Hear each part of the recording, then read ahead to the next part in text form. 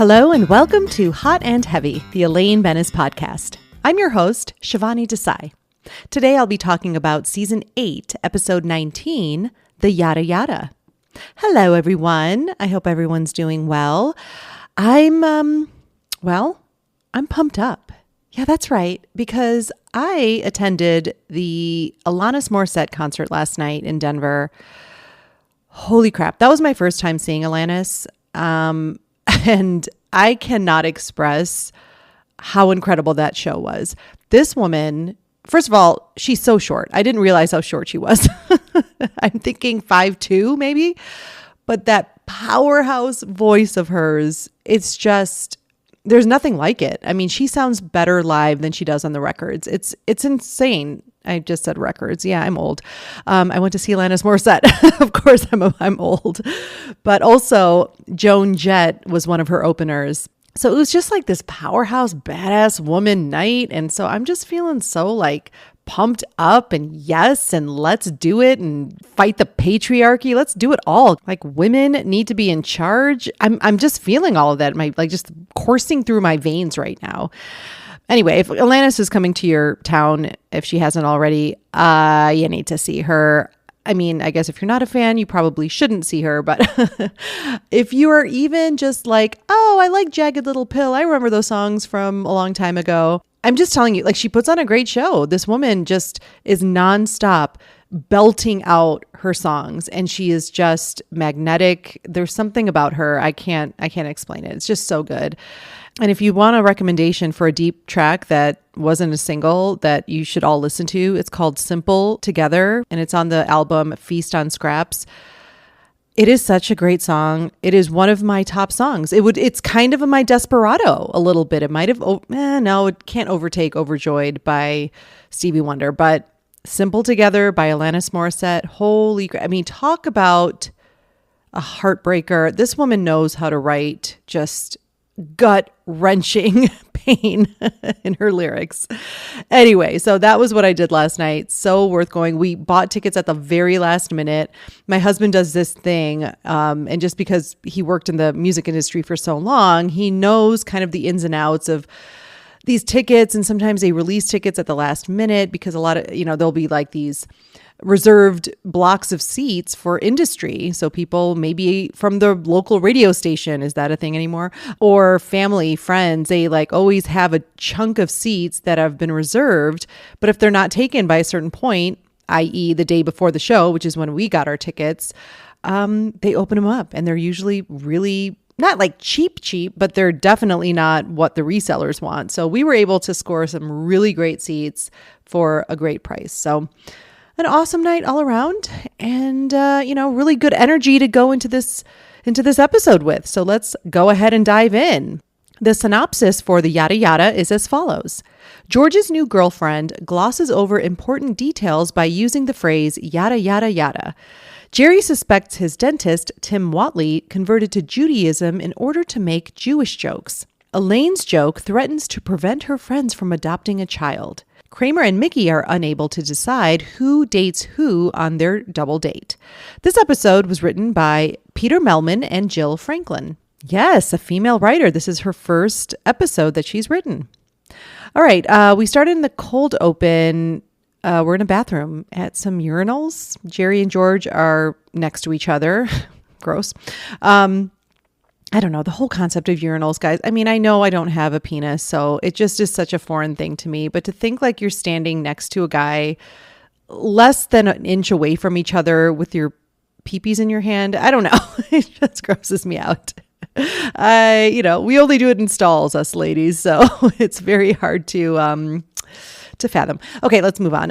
They're having a conversation basically during this urinal visit. Jerry asks George what books he would bring to a desert island. 5 books. And George is more bothered that he has to read 5 books on an island. All right, just one. 3 Musketeers. You've read that? He says, no, I'm saving it for the island. Then Jerry moves on. Okay, which is the best Chamberlain? Wilt, Richard, or Neville? To bring to the island? He's like, yeah, sure. He says Richard, because he was in the 3 Musketeers and he'll save me from reading the book. Jerry's done peeing and he's still waiting on George. He's like, what's going on there? I don't know. I got to go see somebody. Next, we're in Monks. George, Jerry, and George's girlfriend, Marcy, are at a booth, and George tells her she should have seen him in the hot tub today. Why? I was naked. Oh, George. Jerry says he saw it. Yeah, how'd he look? Okay, I wouldn't see it again. The look that George gives him after that is so great. Marcy tells them about a friend of hers who thought they got Legionnaire's disease from a hot tub. Oh, what happened? Oh, yada, yada, yada, just some bad egg salad. And she exits to go to the bathroom. Jerry thinks she's nice and that she's big on the term yada, yada. George is concerned. Is yada, yada bad? No, she's very succinct. It's like you're dating USA Today. Tim Watley walks in and says hello. Jerry asks, what's up? He says, I'll tell you what's up. I'm a Jew. Oh, welcome aboard. Apparently Tim converted just a couple days ago. Then he says, oh, I'll see you tomorrow, Jerry. Apparently Jerry has to visit him because he's got a cavity lower left. George notices that he's carrying a gym bag. We must have just missed you. Well, I didn't really do much. Sat in the sauna. It's more of a Jewish workout. I'll see you. And he exits. Jerry doesn't quite know how to take that. The actress in this scene is Suzanne Cryer. She plays Marcy. And she's also appeared in Two Guys and a Girl, Silicon Valley, and The Fosters, amongst many other shows. She has a lot of credits. She's a graduate of Yale Drama, both undergrad and master's. So she has got some pretty strong cred here. I think she's great. Finally, a girlfriend who has a personality. She can show comedic range. And she goes toe to toe with Jason Alexander really well. I like her a lot. Like I said, she has a lot of credits, but I've never really seen her in much after this. She has a bit part in the first Sex and the City movie. And I recognized her right away. I was like, oh, that's yada yada. I honestly wish she came back. I know she ends up in jail in the end, but she could have gotten out, especially for the finale. I would have loved to see her on the stand doing a yada yada. That'd have been great. All right, next we're at Jerry's apartment. Jerry is telling Elaine how Tim's been Jewish a couple days and he's already making Jewish jokes. Elaine doesn't really see the problem. You know, when someone turns 21, they usually get drunk the first night. Elaine, booze is not a religion. Tell that to my father, she says. Elaine tells Jerry how Beth Lookner called her. Ooh, I'm still waiting out that marriage. She's like, what are you talking about? That marriage ended 3 months ago. She's already remarried. Well, where was I? Elaine thinks, oh, that was when you were engaged. He's like, I got to get on that internet. I'm late on everything. Anyway, Elaine says that Beth and her new husband, Arnie, are trying to adopt a baby, and they listed Elaine as a reference. Oh, no, Jerry says, a baby? That could add 2 years to a marriage. Kramer and Mickey enter. They're wearing the same shirt, and they ask Elaine who looks better because they're double dating, and they can't wear the same shirt. They'll look like idiots. She tells them to turn around, so they spin one way and spin the other way. She says, oh, they're both so striking. Tell me about it, Kramer says. We just picked up 2 women at the Gap. That line always cracks me up. There's something about Gap, and it comes up a lot in this series. I don't know why. It's a punchline in itself, and it's just a clothing store. Elaine asks, well, how did you decide which one of you would date which girl? And they just sort of look at each other. Clearly, they haven't thought of this. My take on this scene, wow, we get a rare mention of Elaine's family background here. Tell my father.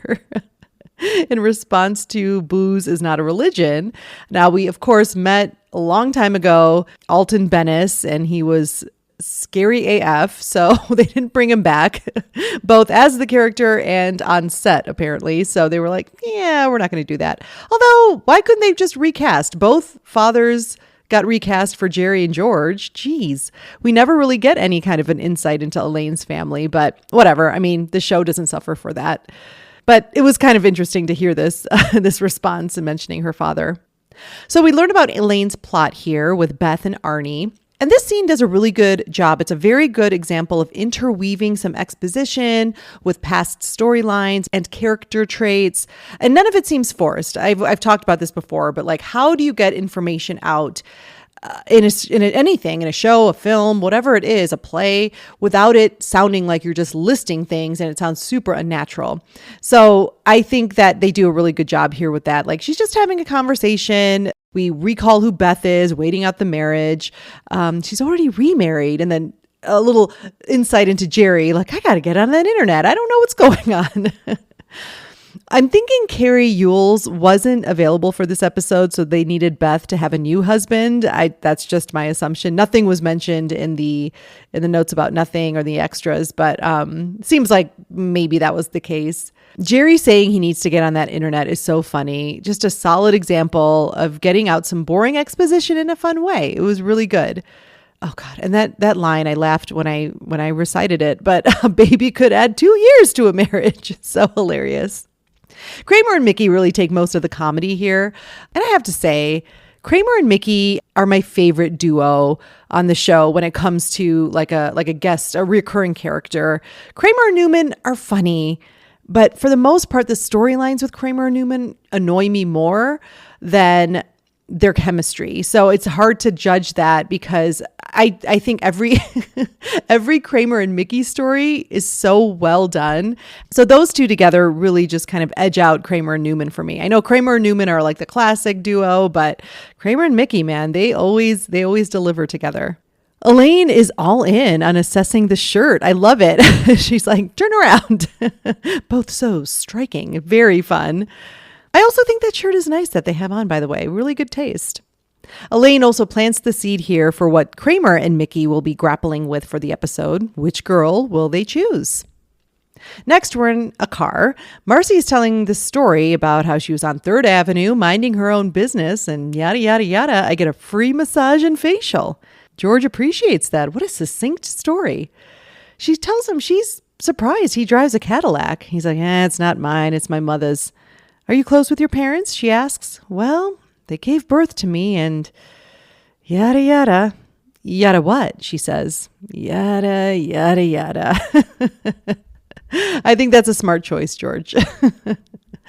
All right, next we are at a restaurant. Kramer and Mickey are on their double date, and it's sort of awkward. They're all just kind of sitting there not saying anything. And then one of the ladies compliments Mickey's shirt, the one from earlier. He says, thanks. It's 100% cotton and some wool. Kramer says to her, oh, looks like you two have the same taste. But then the other girl says she likes the shirt too. And Kramer says, well, I have the same shirt. Yeah, well, I'm wearing it, Mickey says. The girl tells Kramer that she likes the shirt he's wearing, and the other agrees. So basically, they're back to square one. Kramer and Mickey start telling them random things from owning a tuxedo to liking the beach to see if that sparks anything. Who's going to get along better with who? The waiter comes over and asks to take their drink order. Some wine, perhaps, he says. Mickey would like the Merlot, and both ladies love Merlot. Kramer lives for Merlot. We're out of Merlot. And Kramer has quite the reaction to that, clashes the dishes together. It's kind of like a record scratch. All right, we have 2 actresses to go over here. Julie is played by Monica Lacey. She's also appeared in Ned and Stacy, Party of 5, and Hawaii Five-0. Now, I always thought when she appeared in this episode, she was also in Saved by the Bell as this character Tori, who appeared in like the later seasons of the show. But turns out she's one of triplets, and it was her sister Leanna Lacey who portrayed Tori. So that was a fun fact for me anyway. I always just assumed, I'm like, oh, that's the girl who played Tori in Saved by the Bell, and now she's on Seinfeld. Anyway, Monica Lacey's super cute in this episode. You know, again, this is one of those girlfriends, not a lot of substance. They're just kind of allowing for the comedy to happen, but not with them. But she plays it well. She's also 27 at the time. So yeah, dating Kramer and Mickey. The other actress is Allie Marsh. She plays Karen. She's also appeared on Girls, In Plain Sight, and Gypsy. She's a graduate of Brown University. Really smart ladies in this episode. We got a Yale graduate, a Brown graduate. A fun fact about her father, before meeting her mother, had been married to Dixie Carter, who famously played Julia Sugarbaker on Designing Women. I just thought that was fun.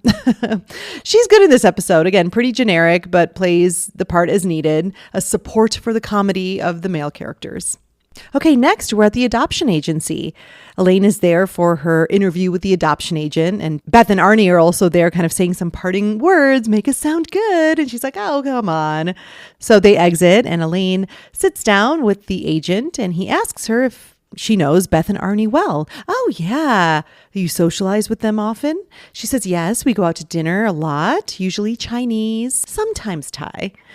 She continues that they also go to the movies. Arnie's a real film buff. He says. It always cracks me up the way he does that. I don't know why. I think weird things are funny. Elaine thinks of a story, a funny story. You know, we went to see the movie Striptease. I don't know if the guy's not familiar. Well, anyway, during the opening credits, before the movie had even started, I whispered something to Beth and Arnie yelled, "Would you shut up? He barely knew me. Where did he get off?" Elaine realizes her mistake when she sees the horrified expression on the agent's face. But they're great people. My take, this is a funny scene. I like how Elaine, she really loses herself in that moment, Eminem style, while talking to this guy, remembering what happened with Arnie. Like you can see her looking off and being back in that theater with him. I love how she sort of scoffs, like, "You barely even knew me." And such a great moment when she realizes what she's done and kind of backtracks. Such a fun performance by JLD. That line read, "But they're great people." The physicality, she's sort of shrugging her shoulders. It's all so good. And I'm curious, is Elaine always third wheeling with Beth and Arnie? I'm just imagining it that way. All right, next we're at Tim Watley's office. Jerry is sitting at the chair and George enters. "What are you doing here? I knew you had an appointment." "Well, this is very awkward. I'll leave when the guy comes in," George says. George says he's loving this yada yada thing. "I can gloss over my whole life story." He starts playing with the dental equipment. Jerry's so irritated and tells him to stop. He says, "Get out of here." So George goes to exit when Tim walks in and George asks, "Should I be concerned if my teeth make a noise like a hissing or a chirping?" "George," Jerry says, "fine, I'll make an appointment." It has nothing to do with the plot, but I just love that little moment. It's so George. After George exits, Tim is ready for cavity time. He tells Jerry to open his mouth. Then he starts telling a Jewish joke about a rabbi and a farmer's daughter. "Those aren't matzo balls," he says. Jerry stops him. "You really think you should be making jokes like that?" "Why not? I'm Jewish," he says. "I know, but Jerry," Tim says, "it's our sense of humor that sustained us as a people for 3,000 years. 5,000, Jerry says. Even better. Then he asks his assistant for a shtickle of fluoride. Next, we're at Jerry's apartment. Jerry's once again complaining to Elaine about Tim's conduct. She's like, "Why does this bother you so much?" "I'll tell you why. He believes Watley converted to Judaism just for the jokes." Elaine gets up to go to the crapper, and Jerry gets a call. "Interested in a subscription to the New York Times?" "Yes," he says, and hangs up. Kramer and Mickey enter and they're arguing. They still haven't figured out which one of them will date which girl. Apparently, Kramer got in the front seat instead of the back seat because Mickey was holding the door. "I wasn't holding it for you. I thought it was a nice gesture. I guess I was wrong." Why don't we just put their names in a hat? I don't even know their names. Which very much tracks for Kramer. Let's not forget Lily for Susan, Bennett for Bennis. He calls Peterman Peterson, so he never knows names. He says, "Why don't you just take the one on the left?" Mickey's like, "I don't know if she's my type." "Oh, everyone's your type." "What does that mean?" "You've been married 3 times. All right, it's go time. Elaine's out by this point, and she and Jerry have to hold Mickey back from attacking Kramer. And Elaine comes up with the idea, look, just show up early to your next date and see who the girls sit next to. That's not bad. Yeah, let them decide. So they both calm down, and while they're exiting, they're discussing that shirt. No one wears a shirt next time. That's right, because they already saw it. We'll look like idiots. My take, there's not much here for Elaine. I do like how this Jerry issue is so uninteresting to her. Also fun that she comes up with the idea for Kramer and Mickey to find a solution. All right, next we're at Monk's. George and Marcy are at a booth, and George is telling the story about being engaged. "We bought the wedding invitations. Yada, yada, yada. I'm still single." "So what's she doing now?" Marcy wants to know. "Yada." "I get it," she says. God, George is loving this, loves talking to her. Marcy says, "So speaking of exes, my old boyfriend came over late last night and yada, yada, yada. I'm really tired today." George just takes that in and stares at her. Next, we're on the street. Beth and Arnie are walking with worried looks on their faces. Elaine exits her building and greets them. They tell her that the adoption application was denied, that the agent seems to think that Arnie has a violent temper. So we're just going to our friends who were references and asking them what they might have said to the agent. While Elaine stumbles through her answer, told them what kind people you are and how Arnie's a big movie buff and yada, yada, yada. That is it. My take, we're just moving the story along here. Elaine really screwed up their chances. They've been denied the application. And we also apply the yada, yada, yada here, which is the running bit of the entire episode. So I enjoy that. Next, we're back in the dentist's office. Jerry's in the waiting room when a priest sits down. He asks, "How you doing?" "Oh, I have some discomfort in my molar." "You like Tootsie Rolls, don't you?" Jerry's assessing everything. Whatley comes in and he gets Father Curtis to go in the back. And he says, "Oh, nice guy," to Jerry. "Reminds me, have you heard the one about the Pope and Raquel Welch?" "Huh?" Jerry says. "I'll tell you later." Tim's so excited and he exits. And we end with Jerry saying, "Whatley."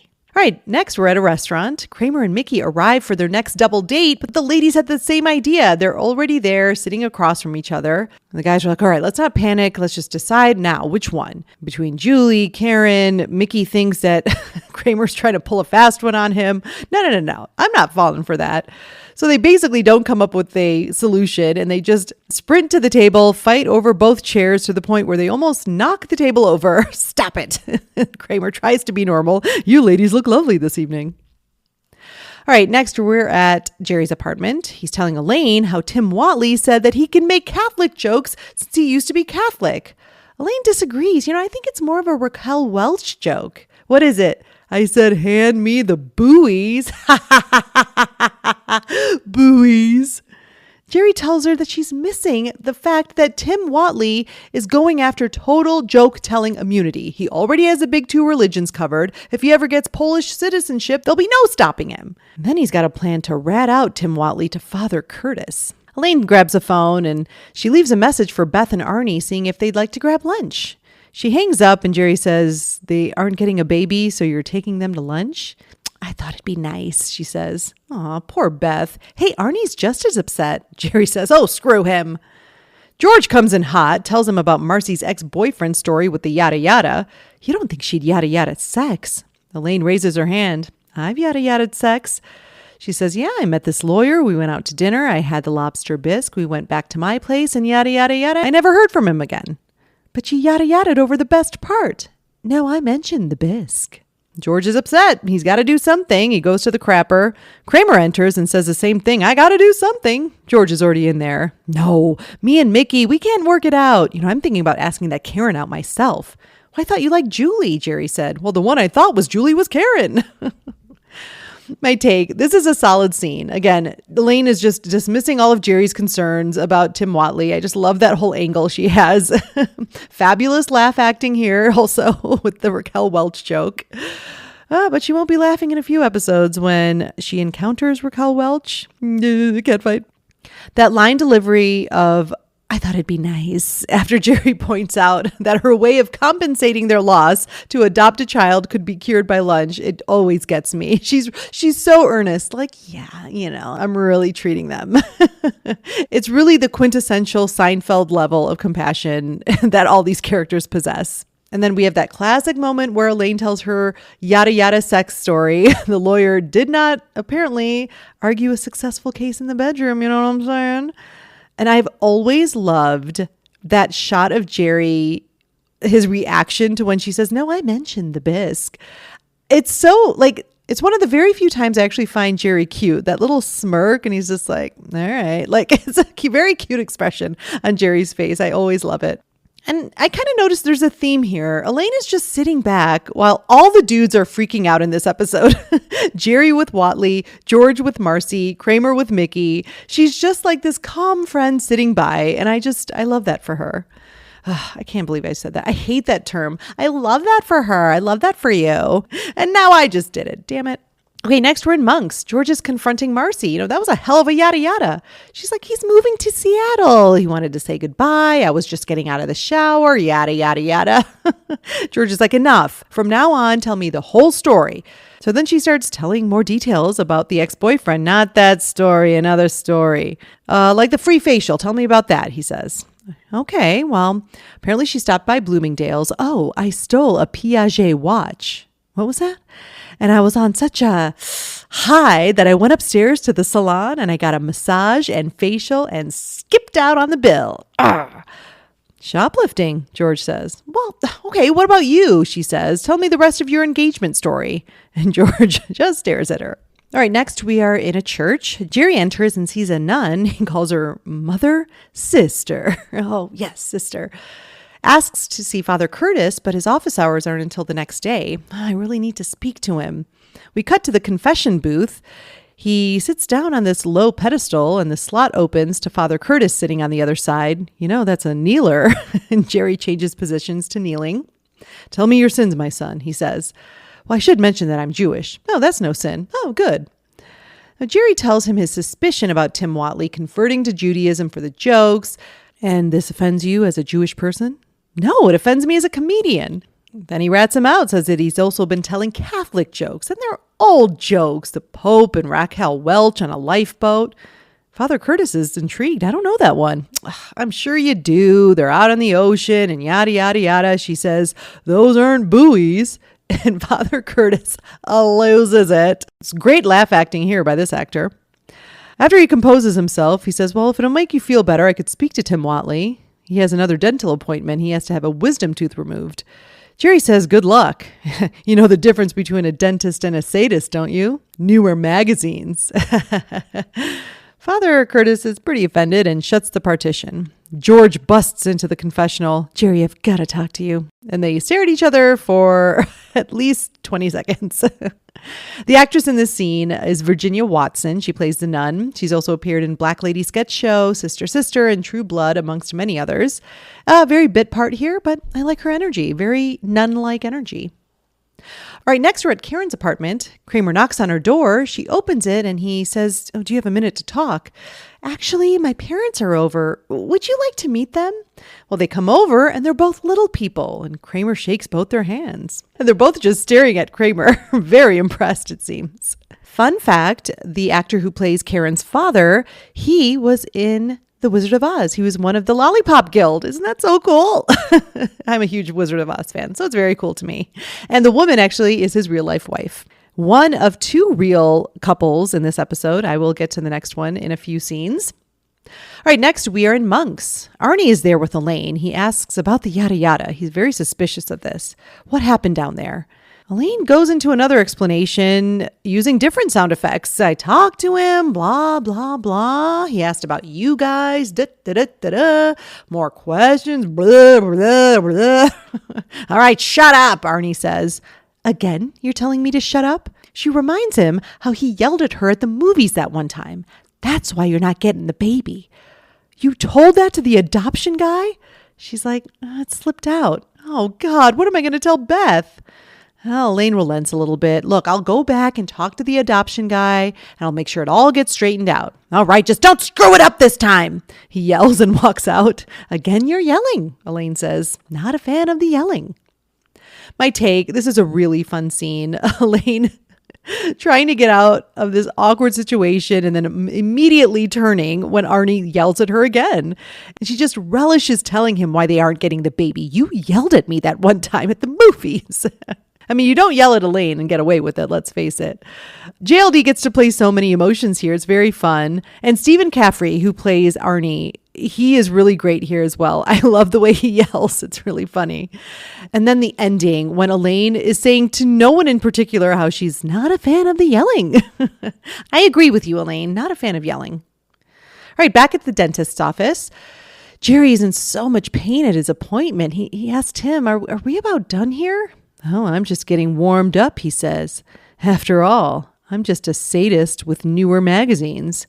Yeah, Father Curtis told me your little joke. Well, what about all your Jewish jokes? I'm Jewish. You're not a dentist, Tim says. You have no idea what my people have been through.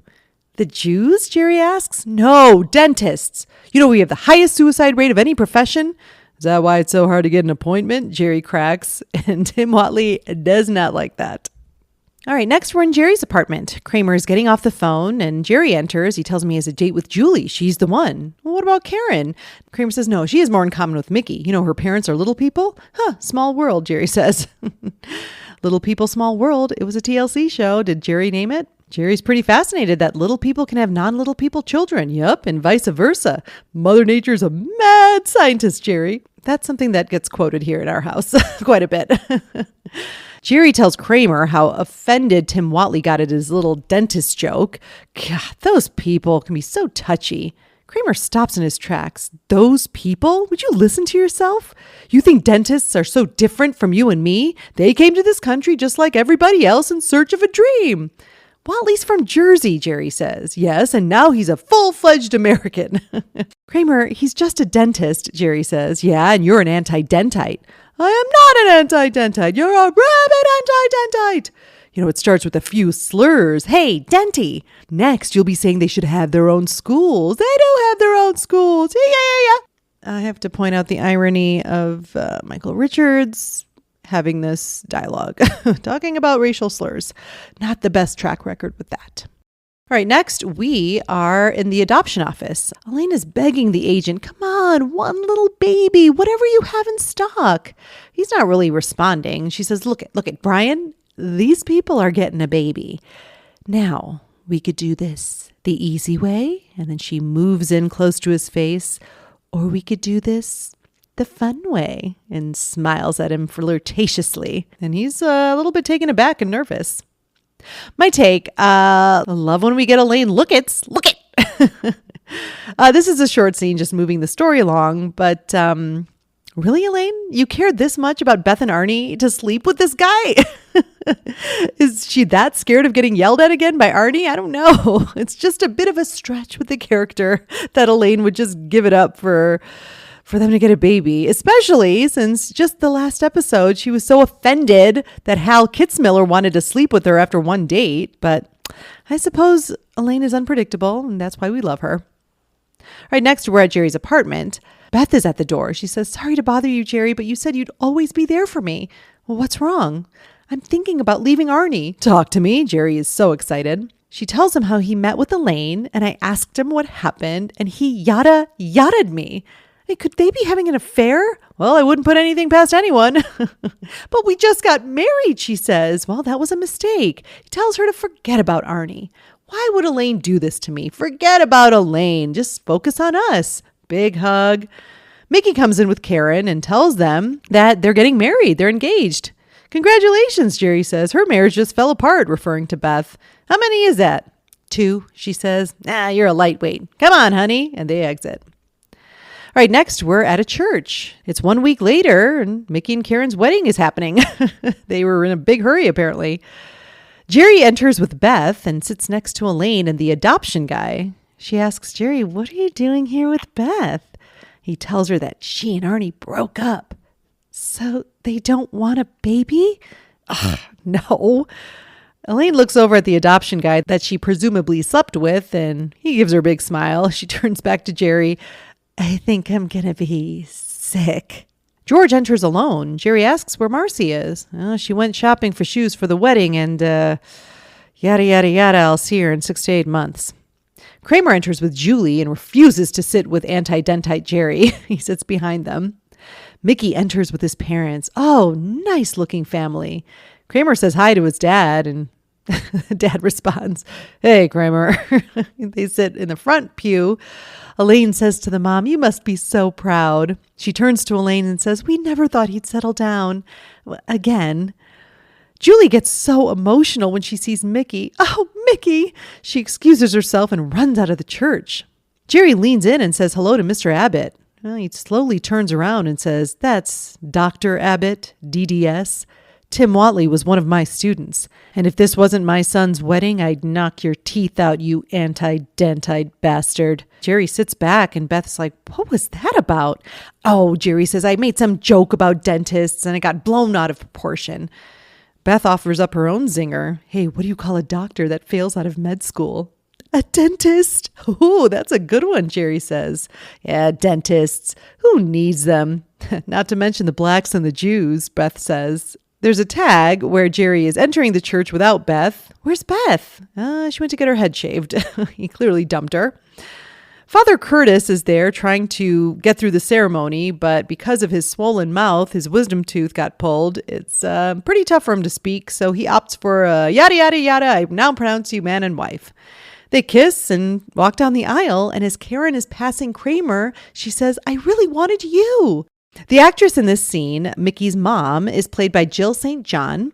She is the real-life wife of Robert Wagner, who masterfully plays Mickey's father in this scene. I mean, he steals the scene, in my opinion.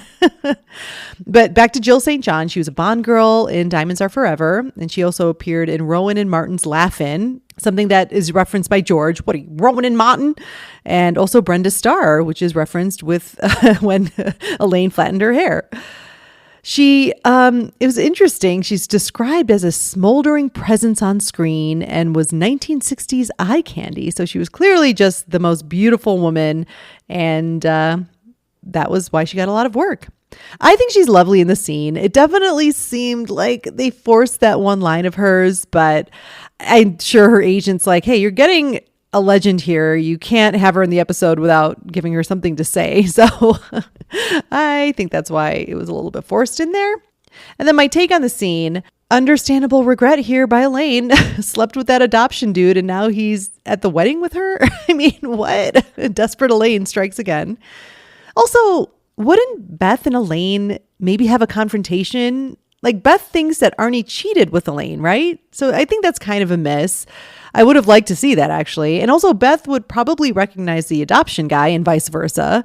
We could have just had like a really fun moment with all of them that was not written and really could have been a good time. The line delivery by JLD, I think I'm going to be sick. It's always great. And as I said, the best part of this scene is Robert Wagner. I just love the way he says, hey, Kramer. He's so like dismissive. Everything he says, he's just got such a dashing presence. He's awesome. I do like the shocking line at the end that Beth delivers, like not to mention the blacks and the Jews. But does she not recognize that Jerry is Jewish? Whatever, Beth's a psycho. All right, I'm going to take a quick break and I will see you on the other side. Life is not easy. There are ups and downs, struggles and heartbreak. But what if you were the cause of the distress to your loved ones? How can you make it right when your actions have devastated those close to you? Easy! You bring them to the comfort table, a luncheonette designed to ease the suffering of those you have wronged. What says, I'm sorry I totaled your car when I borrowed it, like a big bowl of clam chowder? Nothing soothes the sting of not attending your kid's championship game like a hot turkey sandwich. And what better way to pacify that coworker who you sabotaged getting the big promotion by falsely claiming he was an online predator so that you could land the primo job than a big plate of onion rings? At the comfort table, we play music with a forgiveness theme. Songs like Forgiveness by Matthew West and Forgiveness by Jason Upton and Please Forgive Me by Bryan Adams, along with a lot of Christian rock. We also have an abundance of tissues all around the restaurant, just in case our food doesn't absolve you being a garbage person. But that's very unlikely. Have you tried our patty melt? Don't let your crappy actions go unresolved. Bring your victim to the comfort table and cure their hurt feelings with food. For a limited time, you will receive a free copy of Striptease on DVD with every tab over $40. The comfort table. Lunch would be nice. And we're back. Some of the trivia I found out about this episode, this was the first time the show was mentioned on the internet. I got to get on that internet. I'm missing everything. So this was 1997 and the internet was pretty new. So I thought that was interesting. Yada, yada, yada really made it into the masses, into the pop culture and onto the internet. There was a goof listed that priests aren't allowed to reveal anything said in confession, jokes included. So Father Curtis is breaching his priest contract here a little bit. And also, not so fun fact, dentists are actually number 2 for suicide rate. Doctors are number 1. All right, now it's time to open Greg's Sack lunch. Every week, our most dedicated contributor, Greg, he sends us a sack full of thoughts on the episode. So this week, let's open the sack and see what Greg thinks. His overall thoughts, he says, oh my God, after the weak-ass episode last week, this is an all-around great episode for not just JLD, but all four. Amazing lineup of guest stars, and I like how the yada yada carries through the conversation repeatedly. It became part of the vernacular because of this episode. This almost feels like a two-parter because it's so full and rich with comedy. Yes, yes, yes. Greg, completely agree. Peter Melman really thought anti-dentite would be the thing that catches on in the vernacular, but nope, it was yada, yada, yada. I do remember, I feel like I was definitely in college when this aired, and I think I was just like busy and not really watching Seinfeld on a regular basis. I know, I'm blasphemous, but I think I'd missed this episode, and then all over the news, and like I remember the Today Show, they're like yada yada yada Seinfeld blah blah blah. I'm like, what the hell is a yada yada yada? So I was kind of annoyed because I totally missed out on it, but I eventually saw it, of course, in reruns. All right, next in his sack are Greg's favorite scenes and Elaine moments. He says, hands down, Elaine's best moment is when she's yada yada'd sex, and then the perfect delivery of, I mentioned the bisque. It's one of JLD's most iconic moments on the show, and even Jerry looks like he's stifling a laugh there. Yes, I agree. I think that's why he looks so cute, because it's very natural. Greg goes on to say, I love how Elaine gets into it with Arnie in the diner scene after already blowing up the adoption for him and Beth. When he gets mad at her and she's like, see? Again, you're yelling. She barely even knows this guy, and clearly he is a hothead. I like that while she tries to help them, she also isn't going to really stifle the truth. This is such a fun dynamic. Is she that close with Beth? Why is she asked to do this? And why isn't she dating Carrie Yules with that British accent that goes in and out? Wasn't she waiting out that marriage? Holy shit, I totally missed that. Of course. I'm telling you, Carrie Yules was not available for this episode. But you're right. They should have addressed that, because they were both, she and Jerry, waiting out the marriage. There's an entire episode about it. So it would make sense to be like, oh, I missed my window of opportunity. He remarried to, or something like that. Or maybe he went back to the land of his accent, wherever it is. And I have to say, I meant to write this in my notes, but I forgot. But you brought this up, Greg, that she's not going to stifle the truth. And I think in the long run, it's probably best if Arnie doesn't have a kid. Like he's such a hothead, and he's like flying off the handle at people he barely knows. Like this poor kid. Yeah, I think Elaine did the right thing here. All right, next, Greg says, a great moment that isn't Elaine is when Robert Wagner, playing Mickey's father, delivers the most dry threat in TV history. He doesn't raise his voice, yet he makes his point. I mean, again, we are in complete agreement, Greg. Robert Wagner steals that scene, possibly the episode. It's so good. After an already fantastic episode, we get Robert Wagner at the end saying, hey, Kramer. That, for whatever, I know it's just, hey, Kramer, but it just sets the tone how hilarious he is and just how commanding he is. All he says is, hey, Kramer, but it's amazing. And then, yes, the threat to Jerry. And because it's to Jerry, the star, arguably the star of the show, and he gets to threaten him by knocking his teeth out. Oh, fantastic. Next, Greg says, as for least favorite line in this episode, one of the laziest jokes is when Jerry says, you can't compare drinking to religion. And Elaine says, try telling that to my father. Everything in this show is so original. And I feel like this is a joke from 1965 that Elaine would never say. It bothers me so much that I have to mention it. Interesting.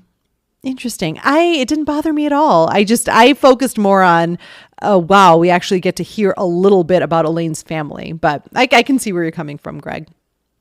All right, next in Greg's sack is his scene swap idea. He says, while there's so much happening in this one, I can't find a flaw with pretty much any of it. Even though Kramer is usually the weak link, I love the story with Mickey and the double dates, and everything else is paced very well. I totally agree. I think this episode is so well balanced. And like I said, Mickey and Kramer, way better than Kramer and Newman, in my opinion. Maybe controversial, but I'm saying it. And finally, Greg's extra thoughts. He says, Mickey truly is one of my favorite side characters on this show. It always cracks me up when he's willing to fight Kramer, who is like 4 Mickeys tall. Yeah, maybe that's part of the dynamic. Just the visual of the two of them is great. Next, Greg says, why does Jerry still use Whatley as his dentist? Didn't he already think he was molested by him when he was under the gas? I'll overlook it because Bryan Cranston is so excellent in this role.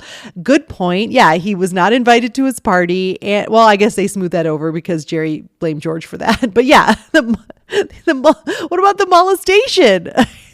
God. See, this is why we need Greg Sack on this show, because I did not even think about that. Because to your point, Greg, I'm just so enamored with Bryan Cranston. I love every time he's on screen. So I'm not even going to remember that.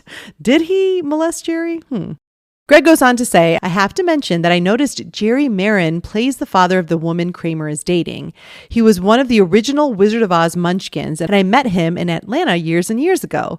I didn't remember him being on Seinfeld, and seeing him here kind of blew my mind. Oh, that's so cool. I mean, he's part of the Wizard of Oz cast. How incredible is that? And it's so funny. Even as an older man, his face somehow looked the same as the Lollipop Guild when he was on, Wizard of Oz. And I can imagine those faces. I must have watched that movie. It was my favorite movie growing up. So I watched it so many times, but I remember hearing it somewhere that he played one of the munchkins, and I knew exactly who he was. I'm like, wow, it's amazing that how you can still look the same after so many years. Next, Greg says, whomever this actress is who plays George's girlfriend, I would have liked more of her. She had way more personality than a lot of the women they bring in to play George or Jerry's girlfriends. Even if she's a criminal, there's some spice to her and I like it. I said the same thing. I wanted more of her too. Like 8 to 10 months. All right, then bring her back, man. Like we needed more Marcy for sure. So talented, so funny, played so well against every character on this show. And a substantive girlfriend is very rare on this show. So they should always bring back these women who can also be funny as well as whatever attractive enough for these men to get, even though, I mean, let's face it, a lot of these women looks wise are out of their league. In Greg's final thought, he says, I love how they reference Raquel Welch and she's about to make an appearance in an upcoming episode. That is going to be a fun one. Oh, Greg, I cannot wait. I cannot wait. Thank you so much for your thoughts, Greg. We always love them. And now it's time to close Greg's Sack lunch. All right, now my favorite Elaine moments. I have a few to choose from. There's so many awesome JLD moments here. Of course, Greg is right. That classic, I've yada yada sex. And I mentioned the bisque. So good. But I like to kind of choose something that's a little bit under the radar. So I choose when she's telling the adoption agent that story of Arnie yelling at her, because like I said, it seems like she kind of gets lost in the story. Like she thinks it's funny. Like she earnestly is like, oh, this is a good story. And then she's like, wait a second. Yeah, he yelled at me. And I just like how she's looking off to the side and like, barely even knew me. And she's so into it and gets so passionate about it. So that's my favorite moment. A close second is just the way I love how she's staring off and saying, not a fan of the yelling. She's just staring at no one. It's great. My final notes for the episode. Great episode all around and really good Elaine episode. It's so balanced for her in particular, so balanced between her separate story with Beth and Arnie, which I love, and then her involvement with the other stories with Jerry, George, and Kramer. She gets spread out. Elaine is spread out, and that's a great formula for any episode. Give her a solid storyline and then sprinkle her throughout the episode with the other guys. You can't lose with that. And that sprinkling, as I said earlier, she's sort of this witness and occasional helper to the other guys. And she's just like sitting back in the apartment, always just taking it all in and then being like, hey, why don't you just do this? Love it. There's not much else to say. Perfect amount of Elaine, perfect amount of comedy moments for JLD. So me so happy, me want to cry. I don't know how else to put it. That's all I can say about the yada yada. Please be sure to follow the podcast on social media.